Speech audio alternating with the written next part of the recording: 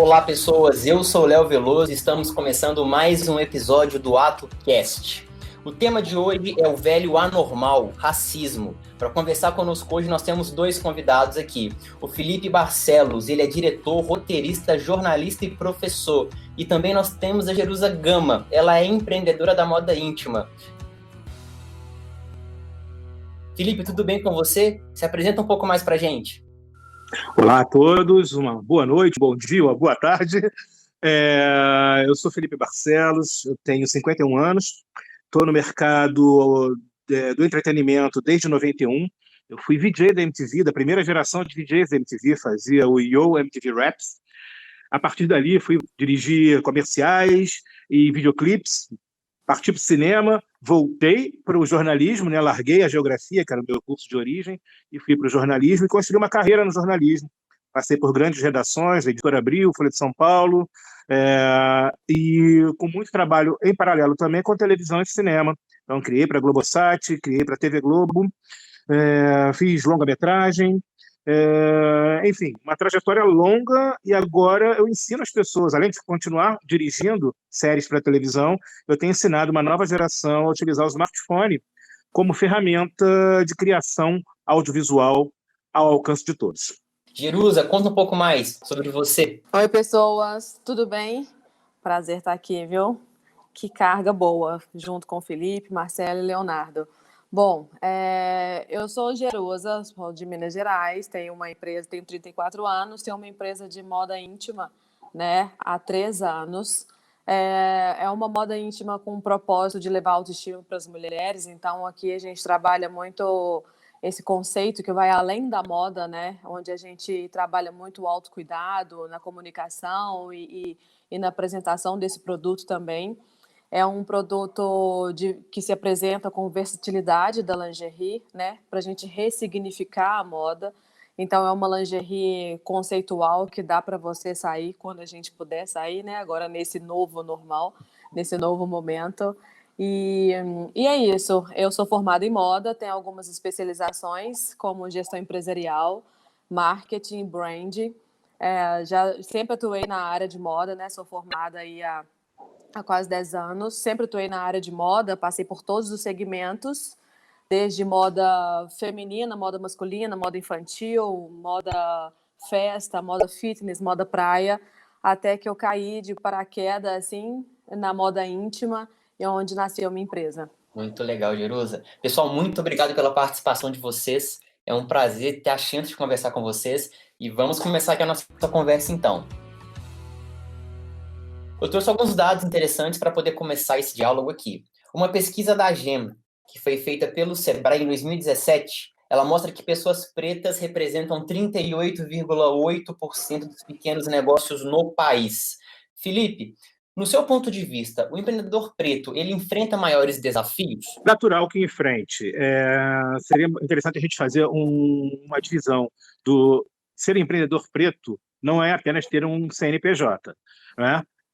Hoje, muita gente que é PJ em empresa é classificado como empreendedor preto. Isso pode gerar alguma distorção estatística.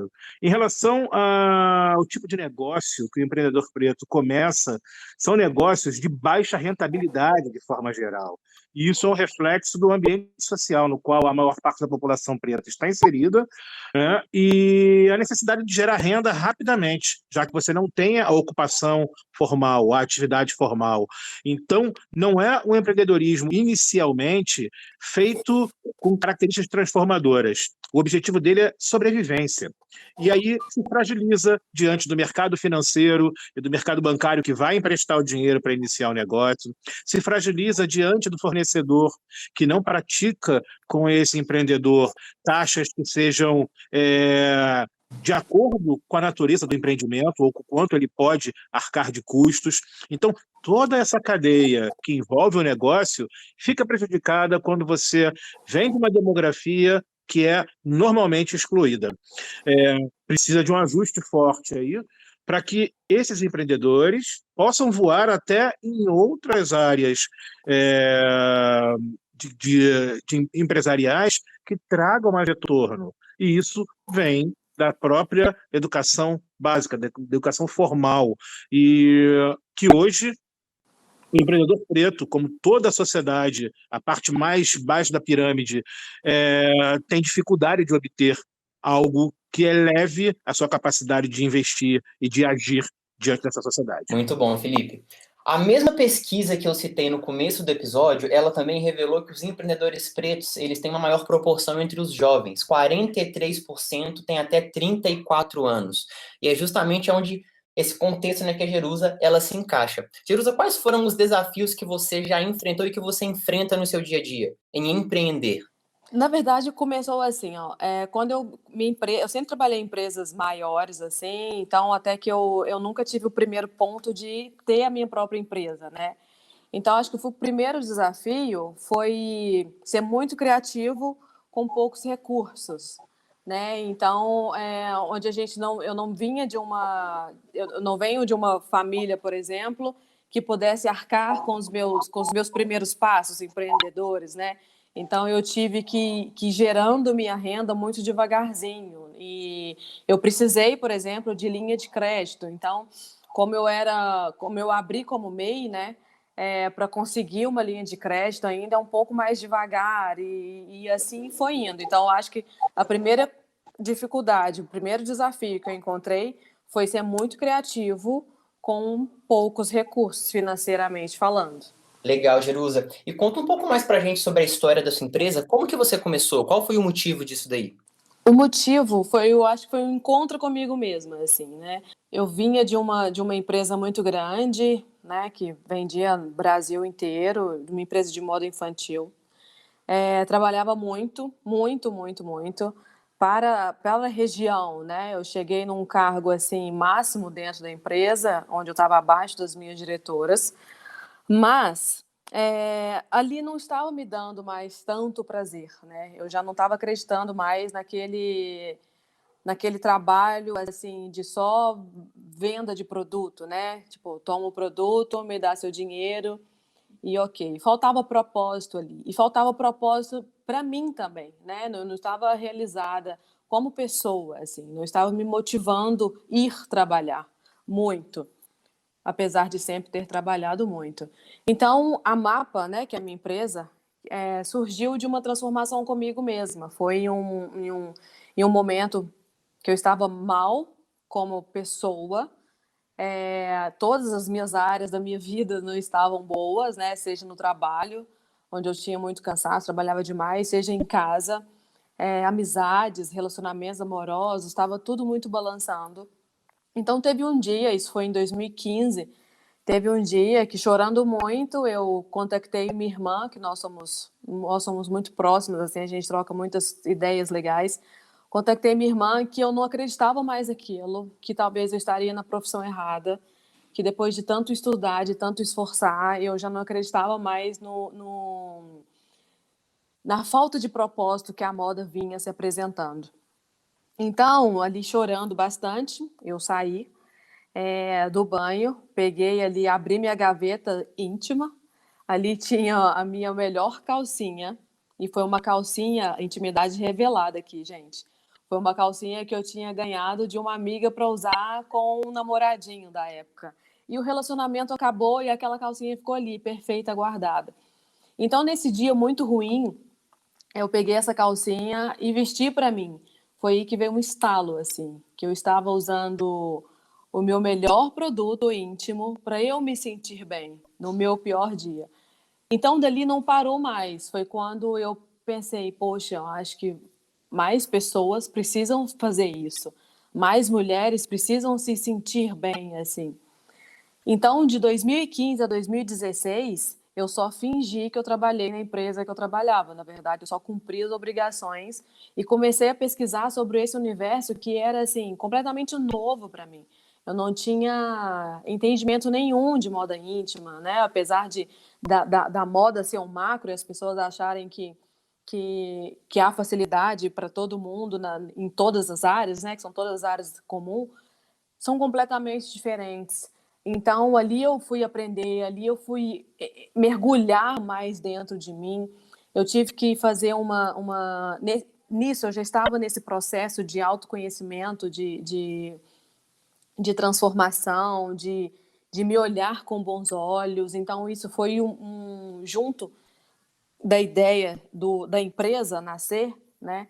Ali veio também uma carga de transformação comigo mesma, porque eu sou uma mulher preta, eu sou uma empreendedora do interior de Minas Gerais, né? Estou em Divinópolis.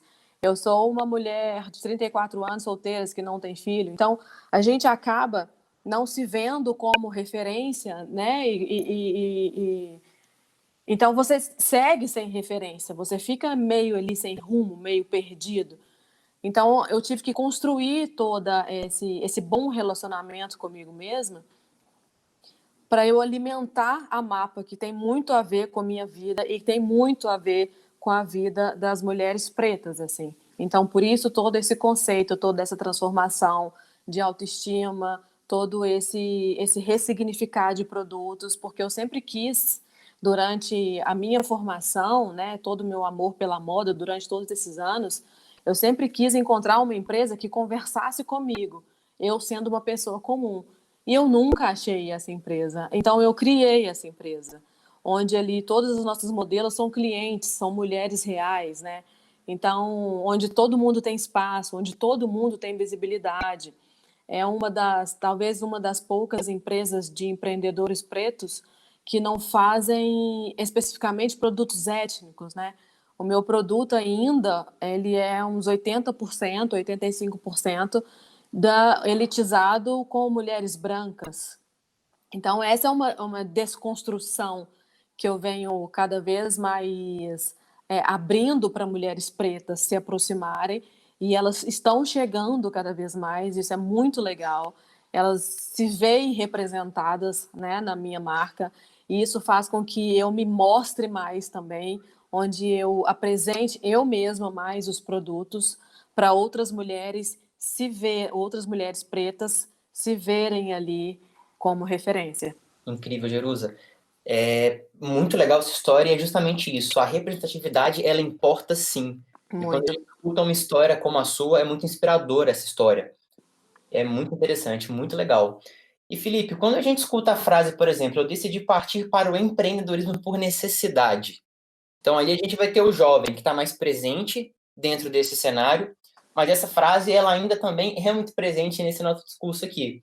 O que você vê que é o motivo dessa frase? Por que isso acontece? Você tem um jovem brasileiro, de forma geral, jovem preto brasileiro, oriundo de famílias de baixa renda.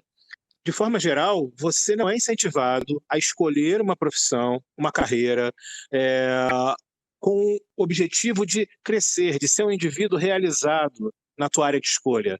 Muito cedo você é forçado a ir para o mercado de trabalho para ajudar na renda familiar.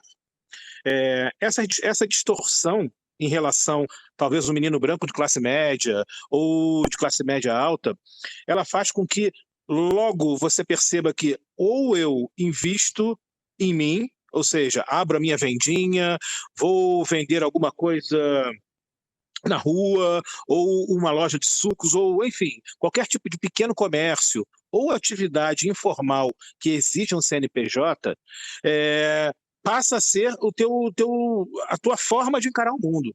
Não há espaço para um garoto ou uma menina muito jovem, às vezes, para que construa a ideia junto a seus familiares que a evolução individual em áreas que possam proporcionar melhor renda para a família, ela tem que ser a prioridade. Ela acaba crescendo para ser mais uma pessoa para contribuir na renda familiar. Algumas pessoas conseguem sair dessa armadilha, né, e construir um caminho próprio. Chegam à universidade, seja a universidade pública, seja a universidade privada, a partir dali conseguem se deparar com outras formas de conhecimento e outras formas de organização da própria vida, dos colegas e de exemplos vindos dos professores, do próprio mercado, e conseguem abrir a cabeça com as possibilidades. Que ser empreendedor não significa só estar na camada mais baixa da cadeia alimentar. Você pode fazer algum voo nesse sentido. Porém, de forma geral, o que acontece é que você fica preso aos teus valores, né? A tua construção sociocultural, aquele ambiente no qual você está inserido. É uma crueldade muito grande isso dentro da existência preta. A gente acaba sendo sempre exceção e não regra. O caso da Jerusa é muito interessante porque ela é uma mulher que fez a transição dela através da carreira universitária, né? Ela conseguiu construir a mapa de uma forma muito, muito consciente. A declaração dela agora foi fantástica, porque mostra que tem uma geração que nasceu nos anos 80 que tem consciência da necessidade de mudar em diversos setores. Não precisa ficar só com a venda de porta em porta. Ela pode ser, sim, uma empresária que atinge um público maior do que o público étnico, que é outro mito que acaba atrapalhando também o empreendedorismo preto. Está na hora da gente entender que a gente conversa com o mercado. E se você amplia os teus espaços de atuação, você também amplia a possibilidade de expressar a tua marca, né, e ter uma renda maior. Eu acho importante que a gente consiga fomentar essa nova geração para que pensem diferente, para que pensem de uma maneira um pouco mais incisiva em eu tenho que mudar a minha vida. Eu cresci numa época onde isso era quase impossível. Por sorte, meus dois pais tinham feito universidade, né? As minhas irmãs fizeram universidade também. Então, foi construindo um ambiente familiar que me permitiu voar, que me permitiu chegar ao mercado de trabalho de uma forma muito confortável. Mas não é a realidade do todo, não é a realidade da maioria. E eu gostaria muito que fosse a realidade da maioria das pessoas, principalmente das pessoas pretas, que pudessem ter essa opção da escolha e não da necessidade como o carro-chefe dos seus movimentos, né? O legal da Mais Amor por Amor é que a Jerusa está conseguindo fazer esse desenho. E isso é muito inspirador, é extremamente inspirador, mesmo para mim, que sou de uma geração mais antiga, quase um velhinho. Mas é muito inspirador saber que tem uma geração de mulheres pretas e de jovens pretos que estão fazendo essa transição. Posso falar, concluir, que eu me identifico muito com o que o Felipe acabou de dizer, né? Nós somos uma família de 5 pessoas, né? Onde meu pai não está mais conosco. Nós somos 3 irmãos, né? Eu sou mais nova. Tem a minha irmã do meio, que ela é arquiteta e ela também desenvolveu um aplicativo de segurança das mulheres que bombou também, ganhou várias premiações, inclusive fora do país, já em 2 países. Nós temos meu irmão mais velho também, que é formado em radiologia. E é interessante, eu me identifico com o que Felipe fala, porque os meus pais não são, diferente dos seus pais, Felipe, os meus pais não são formados em universidades, né? Eu venho eu tenho minha mãe que ela estudou, que ela estudou e parou de estudar, teve seus filhos e ajudava meu pai. Meu pai tinha uma oficina mecânica quando nós viemos para Belo Horizonte, uma oficina mecânica que era muito grande aqui em Divinópolis e ele era muito conhecido. Então, é interessante eu voltar sempre pelo exemplo dos meus pais, por tudo que vem da educação dentro de casa e do incentivo de dentro de casa, porque nós somos, porque eles foram, né? E eles nos incentivavam, ainda incentivam todos os dias, que a gente pode, que a gente, em todos os lugares, a gente pode. Quando nós viemos de Ponte Nova, onde nós morávamos, para Divinópolis, eles nos instalaram, né? Na zona sul da cidade, por exemplo, né? Nós moramos no melhor bairro da cidade. Então, nós crescemos nesse meio branco elitizado, onde nós éramos os únicos. E eu me lembro, desde muito pequena, desde, assim, de escola, de 5 anos, sei lá, eu me lembro dos meus pais falando: tudo que eles podem, vocês podem. Tudo que eles podem, vocês podem. Então, nós crescemos com isso. Nós crescemos mesmo enxergando que nós éramos os únicos em todos os lugares, dentro da sala de aula, dentro dos cursos de inglês, dentro dos esportes, do balé e da natação e do judô, enfim, em festas. Mesmo nós enxergando que nós éramos os únicos, nós fomos treinados a não enxergar essa diferença que machuca. Eu vejo isso como um ponto muito positivo, né? Tem dois lados. Vejo isso como um ponto positivo que nos impulsionou, que nos fez percorrer esse caminho, né? Essa corrida de bastão, como minha irmã fala, sem olhar para os obstáculos do lado. Mas quando a gente chega na fase adulta, é que a gente vê a diferença. É aí que a coisa bate, né? É aí que a gente chega nos cargos altos e a gente começa a se questionar por que fulano que tem menos conhecimento que eu ganha mais do que eu. Porque isso numa forma geral, não estou falando só profissionalmente, né? Num viés pessoal também. Por que que eu, mulher preta, estou sempre sozinha nas festinhas da adolescência? Então, essa permissão, né, que veio da minha educação e que faz com que eu leve para outras pessoas e que estimule, que leve esse conhecimento que eu recebi para o meu meio também, isso é muito importante.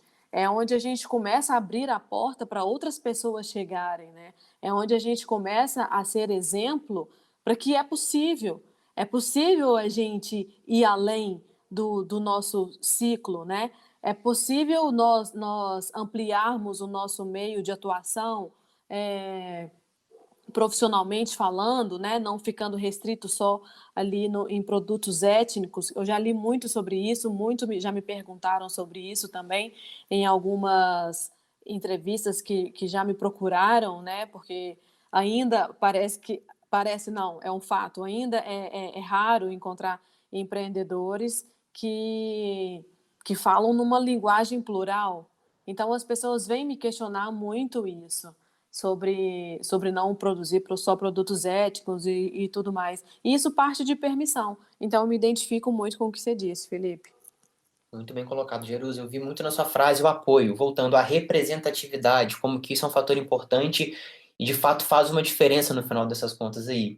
Eu queria agora saber um pouco mais de você, Jerusa. Como que é a aceitação das modelos pretas por parte das suas clientes? Como que funciona isso daí? Importante pergunta, Leonardo, porque eu disse lá no começo que eu tive eu enxerguei a necessidade de me fazer mais presente para eu me apresentar para esse público que de grande maioria branco, né? Para isso não ser um empecilho na venda do meu produto, na entrada do meu produto, e para que reforçasse que é uma empresa de uma empreendedora preta, onde, obviamente, eu abro muito espaço para as modelos pretas, né? Cada vez mais, sendo clientes ou não, mesmo com essa regrinha, né, que eu mantenho, esse conceito que eu mantenho na mapa de todos os modelos serem clientes, eu busco por mulheres pretas que não são clientes. Eu busco por mulheres pretas que admiram a marca, que muitas vezes não conseguem investir no produto, então a gente faz, muitas vezes, assim, eu não trabalho isso como marketing, mas eu faço algumas doações para essas mulheres que admiram muito, que me mandam muitas mensagens para que elas possam fazer parte daquele movimento de que é possível, né? Eu acho que eu imponho essa imagem para todo o meu público, né? Nunca recebi nenhuma mensagem que fosse preconceituosa. Eu nunca recebi pelas redes sociais ou algo assim, eu nunca recebi nenhuma negação. E eu procuro trabalhar todos os produtos em todos os tons de pele, porque a gente ainda tem essa diferença, a gente ainda tem esse olhar preconceituoso de que, poxa, será que esse azul que está fotografado na modelo preta não vai ficar bom na minha pele? Então eu fotografo esse mesmo azul na mulher loira, eu fotografo esse mesmo azul numa mulher morena, eu fotografo esse mesmo azul numa pele preta. Então, eu acho que essa necessidade de impor isso, de fazer essas manifestações, essa militância sutil, porque ali, se eu vou fazer uma foto de estilo, como eu fiz ontem, por exemplo, numa campanha, onde tem uma revista de moda do lado, eu não vou colocar a capa da revista que tem uma mulher branca, Ainda que seja de edição passada, eu vou colocar a capa da revista que tem uma mulher preta. Eu vou colocar a modelo lendo um livro que é de uma mulher preta. Eu vou colocar, eu vou fazer pontuações de responsabilidade social a cada vez que um preto é morto sem o menor sentido no nosso país. Então, são todas essas militâncias sutis que reforçam ainda mais o nosso espaço, que reforça ainda mais a ideia de que é uma mulher preta abrindo espaços no meio branco. E Felipe, no seu ponto de vista, como que os empresários eles podem lidar com o racismo estrutural? Quais são as outras posturas que podem ser interessantes dentro desse cenário? Boa pergunta. Eu vejo o racismo estrutural de uma maneira muito simples até. Se você tem um empresário, se você tem um profissional, mas vamos focar no empresário, no dono de uma empresa de porte razoável. Se os valores pessoais dele não forem condizentes com a presença do preto em cargos de liderança, por mais que hoje seja um processo de governança necessário você ter equidade no ambiente laboral, no ambiente de trabalho, ele vai dificultar o processo, ou ela vai dificultar o processo. Muitas pessoas ainda têm uma coisa arcaica, a imagem que querem passar da empresa. Você já viu esse material que existe, farto de imagens de arquivo ou imagens de banco de imagens de ambiente de trabalho? As posições rigorosamente colocadas do elemento preto nas equipes. É curioso, o profissional branco talvez às vezes não perceba, mas nós pretos ficamos rindo, falando, olha só, colocaram a cota. Então, em alguns casos, é muito difícil que o empresário ou uma empresária entendam que intelectualmente e em termos de capacidade cognitiva não há a menor diferença entre um profissional preto ou um profissional branco. A menor diferença. A partir do momento que ele passou pelo processo de transição educacional, formou-se, entrou no mercado e adquire conhecimentos, são rigorosamente iguais, homens, mulheres, pretos e brancos. Mas parte da índole pessoal de determinados grupos empresariais aceitarem essa posição. Eu vou te dar 2 exemplos. Na verdade, é um exemplo só de uma mesma pessoa. Raquel Maia. Raquel Maia é uma mulher razoavelmente nova, ela tem 49 anos agora. Raquel Maia preta, brasileira, com a vinda de família de classe média baixa, ela se tornou CEO da Pandora, que é uma marca do mercado de luxo. E representou essa marca magistralmente aqui no Brasil. Quando a Pandora extinguiu o cargo dela, muita gente achou que ela estava sendo demitida por ser preta. E não, ela estava sendo desligada da empresa porque a empresa não teria mais aquela posição. Enfim, para encurtar uma história longa, a Raquel Maia hoje representa a Lacoste no Brasil, é a CEO da Lacoste no Brasil. Quantas meninas pretas brasileiras têm essa imagem?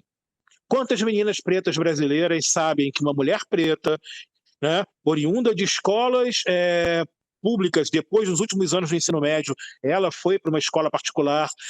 Quantas meninas pretas brasileiras sabem que é possível chegar a ser CEO de uma empresa, como uma imagem factível? Poucas. Porém, um grande número de meninas pretas brasileiras olha para Beyoncé e acha que é algo possível. Sabe?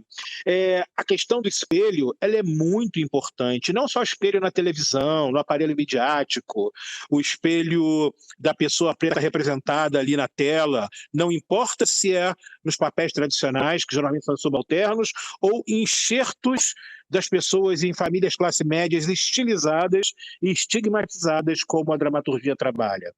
Essa inserção do preto no mercado precisa passar pela revolução estética na cabeça dos donos dos negócios. Se eles forem sofisticados, modernos e atuais, eles vão parar com essa bobagem e vão entender que o profissional preto tem a mesma capacidade que um profissional branco. Muitas vezes eu chego em lugares para dar palestras, principalmente no sul do Brasil. Tem lugares onde eu vou dar palestras ou fazer um workshop onde o material de comunicação não teve a minha foto. É muito comum, por incrível que pareça. As pessoas contratam, mas elas têm receio. Se colocarem a minha foto no material promocional, a adesão do cliente será menor. Para você ver como são as coisas ainda. Quando eu chego para fazer a palestra ou fazer o workshop, o olhar de surpresa é inevitável.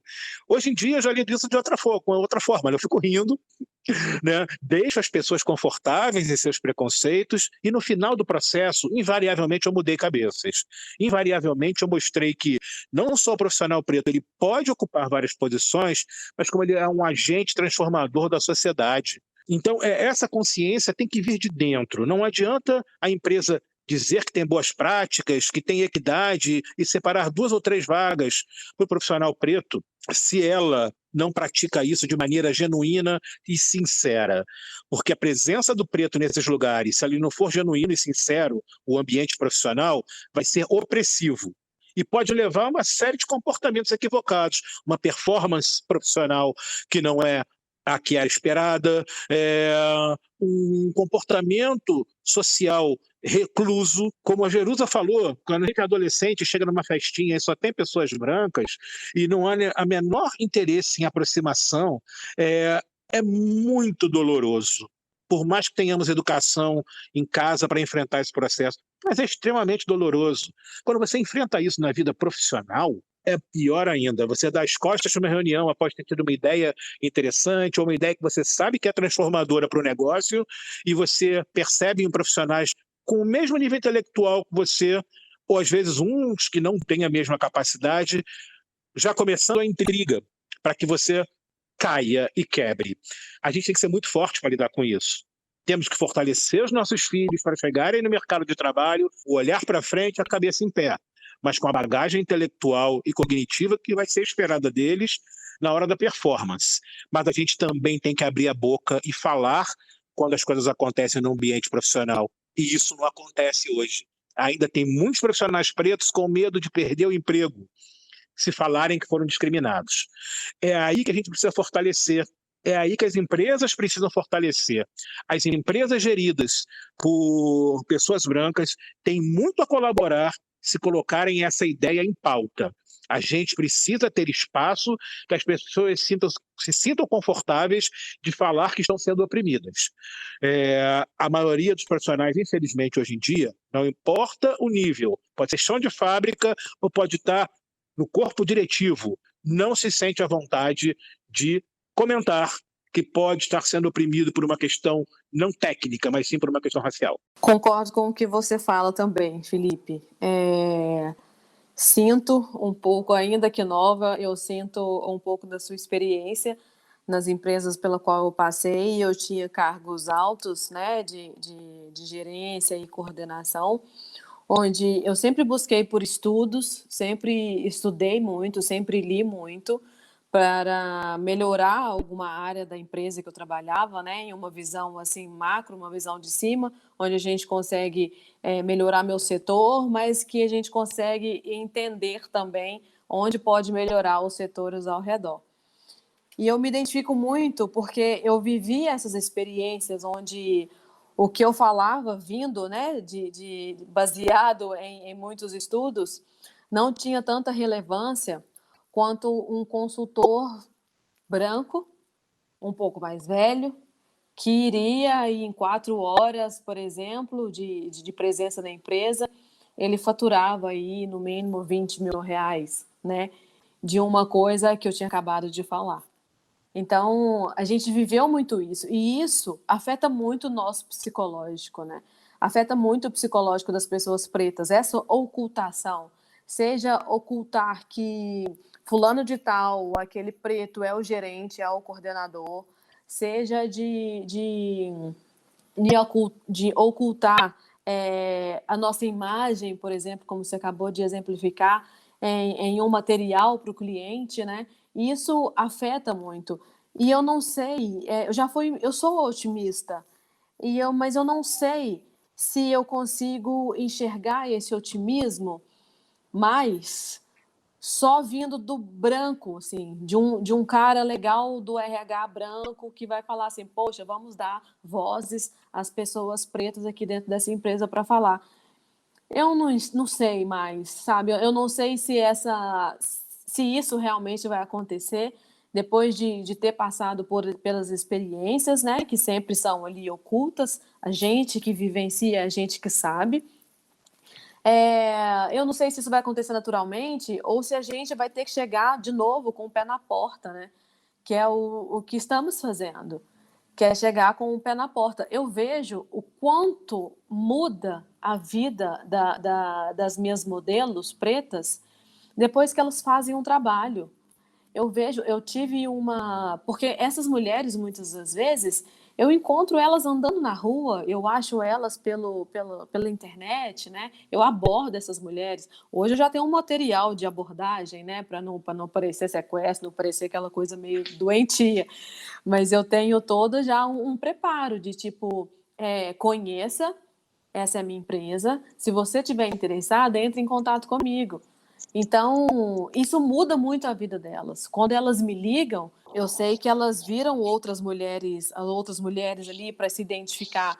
Teve um caso, um episódio, que eu fico muito emocionada. Cada história de uma ali tem uma história marcante, mas teve uma que a professora dela, universitária, a professora dela me ligou me agradecendo, olha, de universidade, me agradecendo pelo bem que eu fiz à aluna dela. Ela falou: Jerusa, você não sabe o bem que você fez para fulana de tal. A vida dela mudou.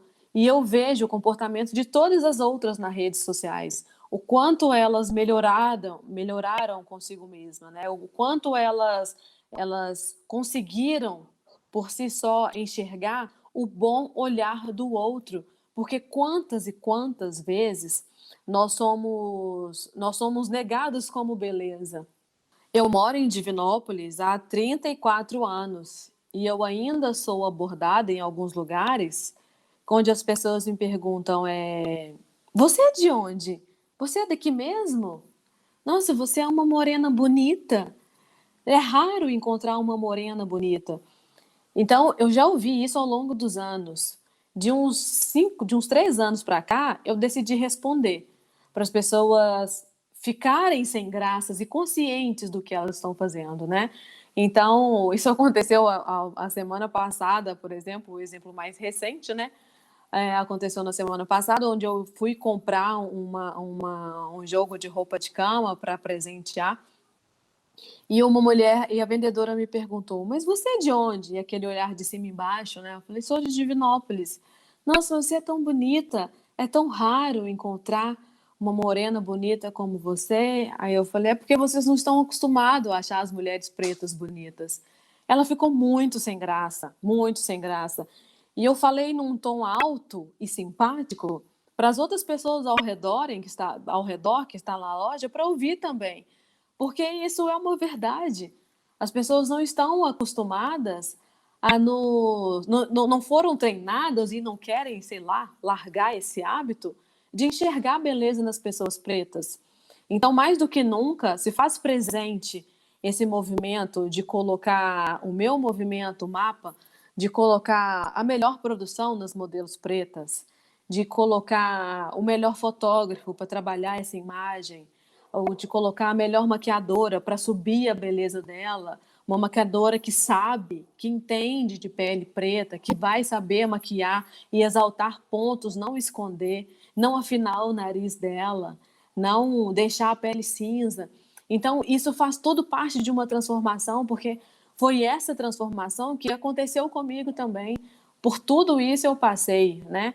Fora, e muitas vezes ainda passo esses olhares atravessados, porque eu ando arrumada. Tanto é que eu pedi uma pausa no começo para eu passar um corretivo, porque ia ter uma foto. Então, isso faz parte da minha construção como autoestima. E nada mais justo do que puxar as minhas para esse momento também, porque a gente pode, se olha com bons olhos. Eu acho que é um exercício diário, né? Eu me olho no espelho todos os dias de manhã e me pergunto: Jerusa, o que você pode fazer de bom por você mesma hoje? E o que você pode fazer de bom para os outros hoje? Porque a maneira como a gente se vê influencia na maneira como a gente age, que por sua vez influencia na maneira como os outros nos veem, né? Então, é esse movimento que é meu exercício diário na minha empresa. Muito bem colocado, Jerusa. E Felipe, na sua fala, você citou ali sobre a empresa, ela querer estar transmitindo uma imagem, ela querer estar mostrando isso daí. E aí eu vi isso aqui essa semana, por exemplo, na minha bolha do LinkedIn. Eu senti falta desse assunto, ele ser discutido no LinkedIn, com as pessoas que eu sigo. E o que você acha sobre isso, sobre esse tipo de assunto? No caso, ele não estar no LinkedIn. Pois é, eu fiz o contrário, né? Eu aproveitei o LinkedIn, que é onde eu tenho um alcance bastante forte, para colocar a questão. Eu fiz um vídeo, coloquei esse vídeo no LinkedIn, ele deve estar agora com 4 mil views. É pouco, mas significativo dentro do case. Perguntando se as pessoas, se as empresas, que as poucas empresas que tocaram no assunto, se elas realmente estavam interessadas em fazer uma mudança de hábitos, ou se no dia seguinte aos protestos, ou quando a coisa começar a arrefecer, se elas iam voltar às práticas antigas. Claro, muita gente se incomodou, naturalmente, até porque eu toquei na questão salarial, existe uma diferença salarial para pessoas do mesmo cargo. Em alguns casos, essa diferença supera os 50%. É absurdo. Não vou citar as empresas agora, mas em muitos casos são empresas de grande porte, geralmente brasileiras. Então, tem essa questão. As empresas se sentem desconfortáveis em colocar o tema quando elas têm práticas dentro dos seus escritórios, das suas unidades, que são completamente reprováveis. Um grande número de empresas ainda passa por isso. Você acusa o mercado, ou você faz a campanha junto com a sua agência de publicidade, né, rapidamente, olha, tem um protesto, vamos fazer a campanha. Mas as práticas dentro da unidade empresarial continuam sendo rigorosamente as mesmas. Há uma mudança? Há uma mudança. Muito tênue, ainda muito incipiente. Hoje, quando você faz um projeto de branding para uma empresa, e se o empresário ou o grupo que comanda aquele negócio tiver em mente que você vai atender um público amplo, que vai incluir pessoas de pele preta, né, pessoas não binárias, pessoas que são trans, você precisa entender que não adianta você só fazer uma comunicação genérica e não ter sinceridade no teu propósito. Então você já inclui em toda a tua imagem para o mercado aqueles valores. Só que a gente lida com muitas empresas ainda lá do século XX. Empresas que trouxeram na bagagem o exemplo a ser seguido, a referência. Vou dar um exemplo, Unilever. Quanto tempo demorou para a empresa ter uma propaganda de sabão em pó com pretos que não fossem subalternos? Ou melhor, com pretos na propaganda, né? Ou a própria propaganda de alimentos, ou propaganda de higiene pessoal. Há pouco tempo atrás parecia que os negros, os pretos, não comiam, não usavam sabão em pó e não tinham higiene pessoal. Isso é fruto de uma posição que vem arraigada com as pessoas. Muita gente olha o preto como sujo. Você tem o mesmo nível intelectual, frequentou a mesma universidade, o seu CR foi o mesmo, seu trabalho de final de curso foi fantástico e você no mercado brilha com as suas soluções. Mas tem gente que consegue ainda, num ambiente profissional, tentar associar a imagem do profissional preto como a pessoa suja, a pessoa sem cultura, a pessoa sem higiene. Gente, a gente está em 2020 e isso é tão mais comum do que vocês possam imaginar, tão mais comum do que parece, que como a gente está do outro lado do balcão, a gente sente isso todo dia. E quando você viaja para uma outra cultura, que teoricamente seria muito mais agressiva nesse sentido, você tem um choque cultural. Eu, apesar de ter 150 quilos e de ser preto, eu surfo. É o esporte que eu pratico no tempo de vida que a Jerusa tem. Há pouco tempo atrás eu tive a oportunidade de fazer uma viagem para Sumatra, o outro lado do mundo, para pegar as ondas mais perfeitas do mundo. Por si só, essa movimentação de um homem preto de 150 quilos, careca, e surfar nas melhores ondas do mundo já não faz sentido para a maior parte das pessoas. Colocar essa imagem de realização pessoal no LinkedIn foi um choque. Você não tem ideia do choque que foi. Porque as pessoas ficam sem a referência racista e preconceituosa que elas construíram a vida toda.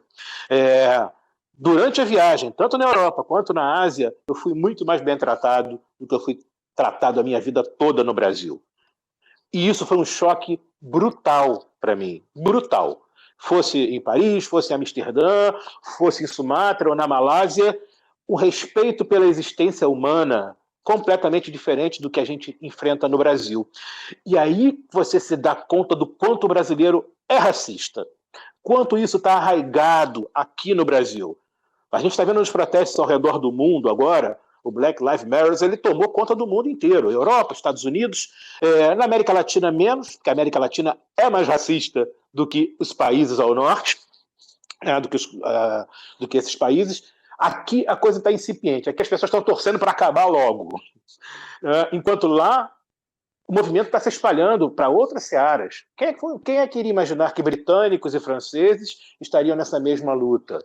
Né? Alemães fazendo passeatas nesse mesmo sentido, de dar visibilidade ao povo preto no que ele tem de melhor, nas suas qualidades, e não no estereótipo do coitado, no estereótipo daquele que tem que ser sempre alavancado. Né? Nós precisamos, sim, de apoio para os nossos negócios, para as nossas escolhas profissionais, artísticas, pessoais, mas sem pena. E isso é muito delicado de lidar. Por isso que eu acho que é importantíssimo que a gente consiga, né, empoderar os nossos para saberem apresentar os seus projetos, saberem onde querem chegar na vida. Conversando offline com você, eu falei um pouco sobre educação tecnológica.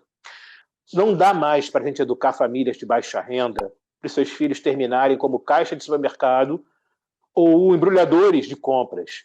Com todo respeito a essas profissões, a essas ocupações, mas é preciso dar um salto, e um salto exponencial.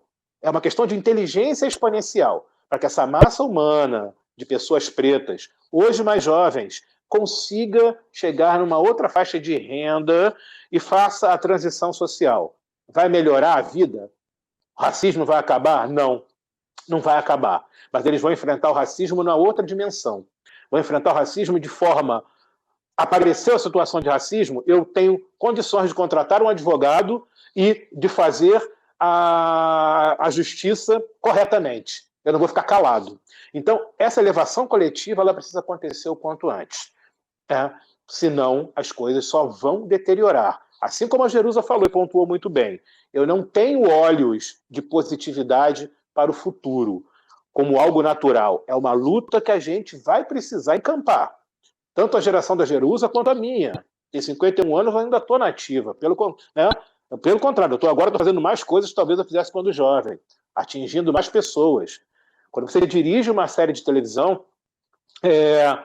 teu nome está ali chegando numa série de pessoas. É importante mostrar a cara.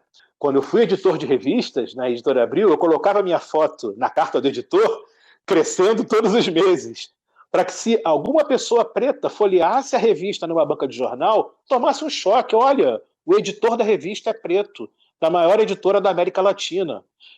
Muita gente não gostava, mas eu não posso me preocupar com quem não gosta.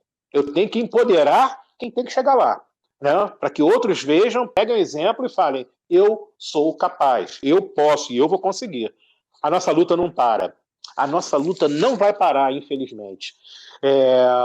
Novamente repito, Jerusa tocou no ponto certo. Se a gente baixar a cabeça e falar baixinho, e se continuar aceitando o moreno, a gente não quer ser chamado de moreno. Nós somos pretos, somos humanos e somos profissionais, uns talentosíssimos, outros talvez medíocres, como em qualquer etnia. Eu só não posso ser considerado medíocre por ser preto.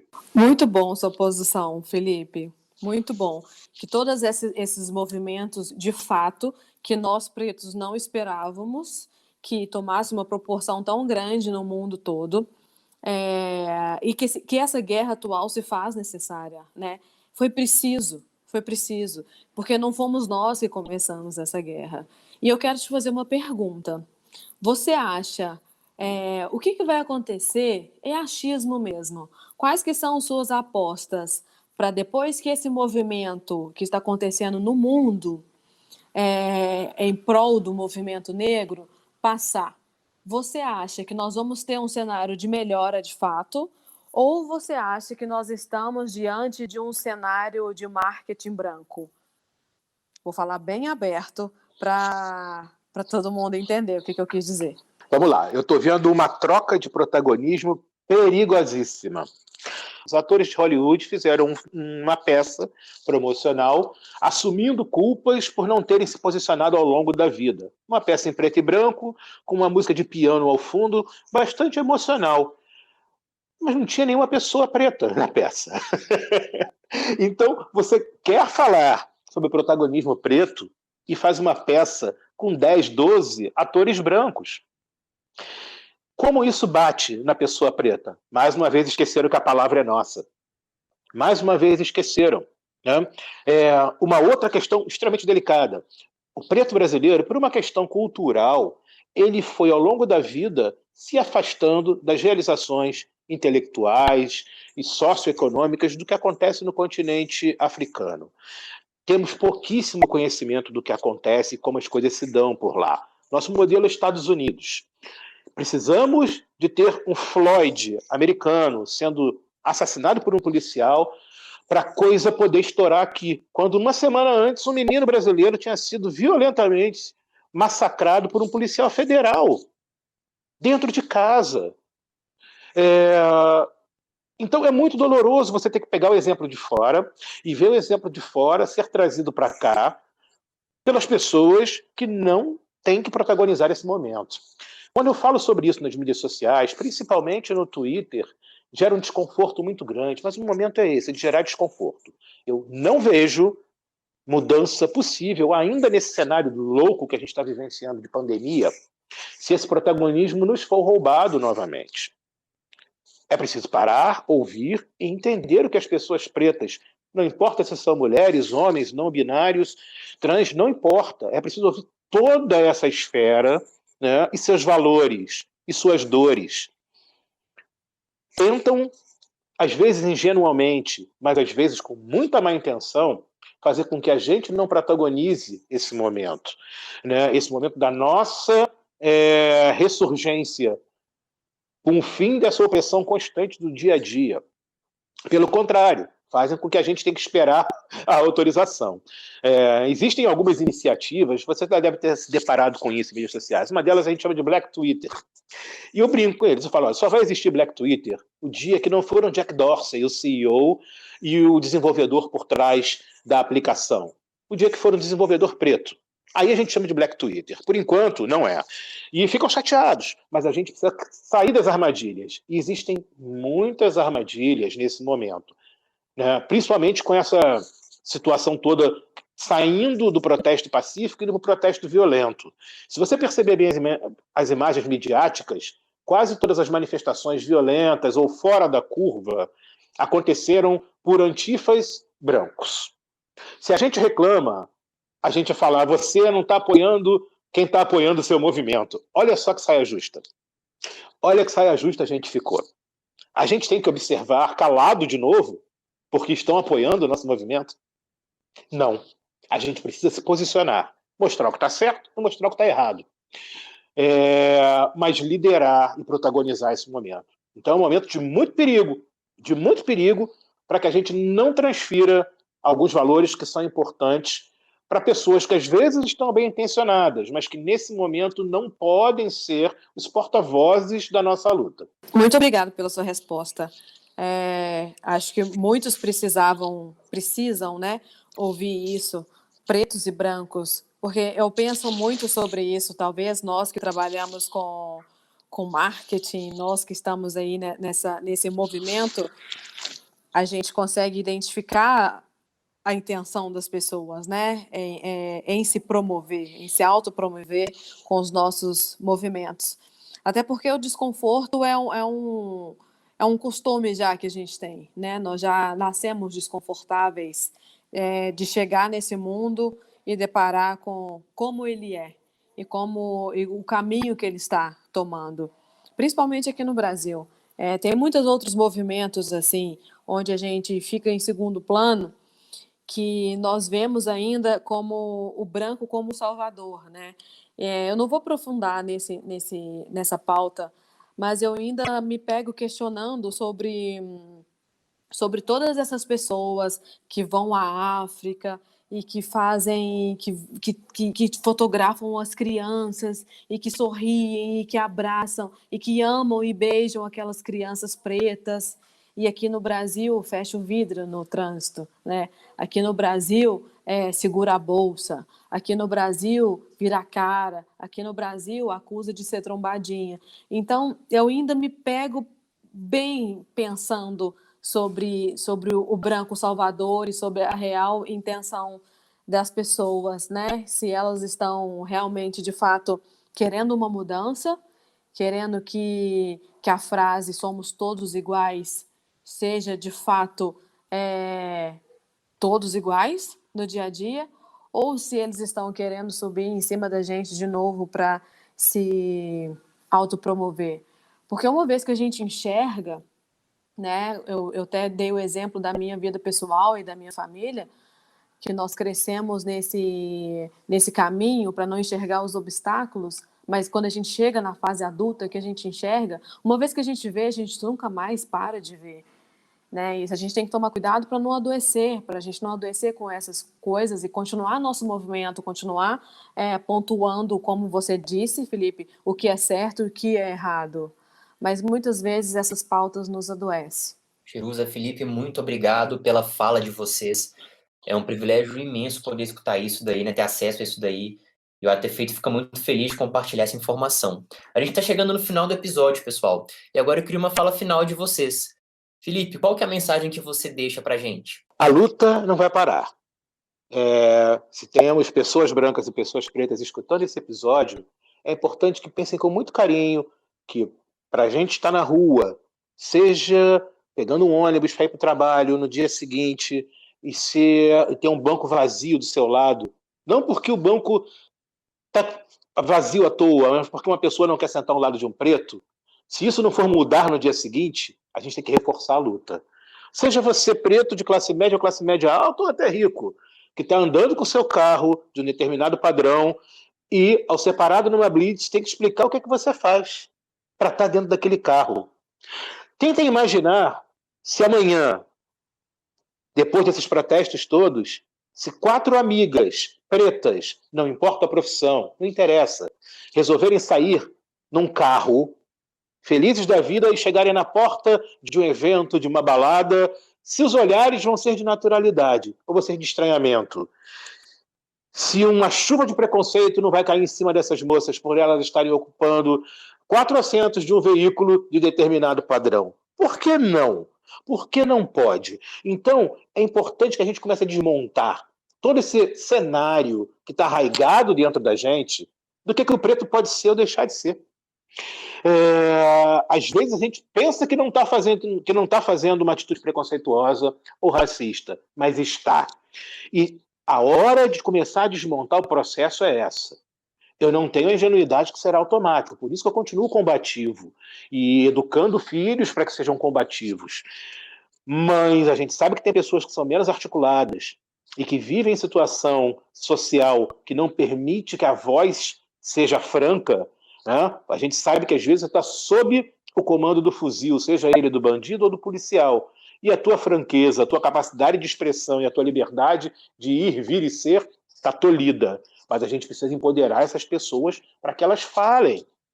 Falem do seu cotidiano, falem de suas dores diárias. Não é mimimi falar da dor e da solidão do preto em sociedade, seja o homem ou a mulher, seja o não binário, seja o trans, não importa. A dor ela é presente, ela é real e ela machuca demais. E ela tolhe a nossa capacidade de realização pessoal.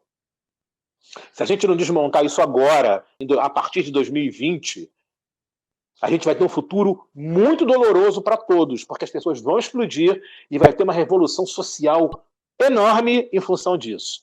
Então, o que eu deixo como mensagem final é: vamos nós, pretos, nos elevarmos a um padrão maior. Vamos sair do gueto, sim. Vamos aprender mais, vamos ter educação tecnológica para que a gente possa chegar no patamar, do mesmo patamar que as outros profissionais estão atuando. Existem cursos gratuitos nesse sentido, né? Você entra num Coursera da vida, lá da USP, e tem uma série de cursos gratuitos, que se você tem acesso à internet, se você tem acesso a mídias sociais, ou passa 2 horas por dia jogando, então sim, você pode fazer um curso gratuito de educação tecnológica, de lifelong learning, de aprender para a vida.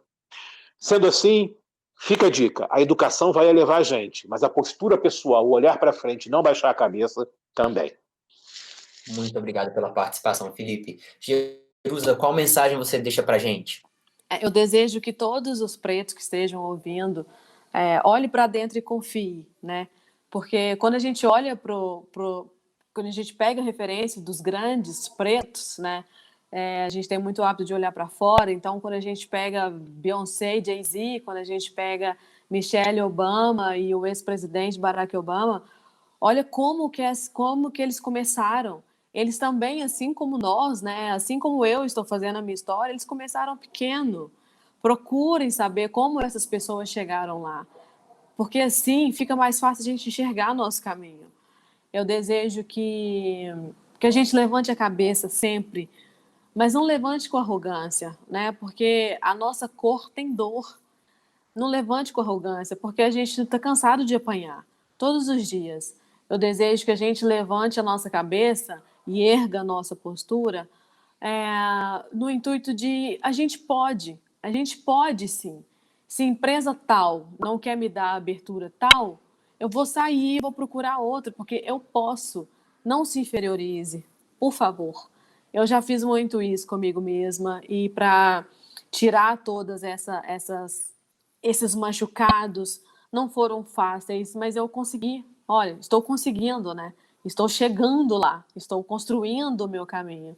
Essa é a minha mensagem para as pessoas pretas e minha mensagem para as pessoas brancas que estão ouvindo.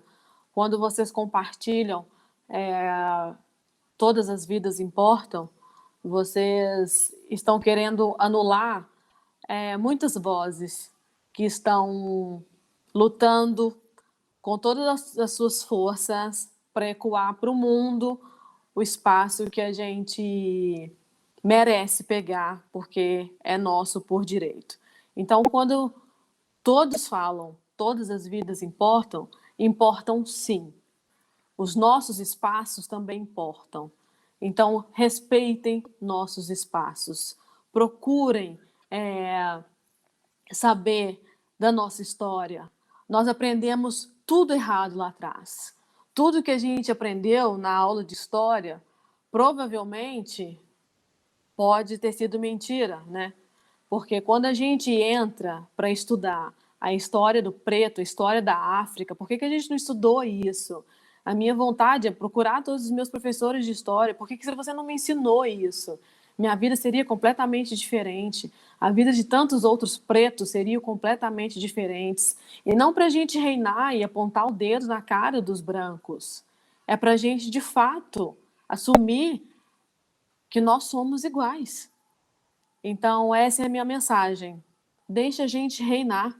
O espaço também é nosso. O espaço nesse mundo também é nosso. Porque a luta, como o Felipe disse, a luta vai continuar. E eu acho que cada vez mais forte.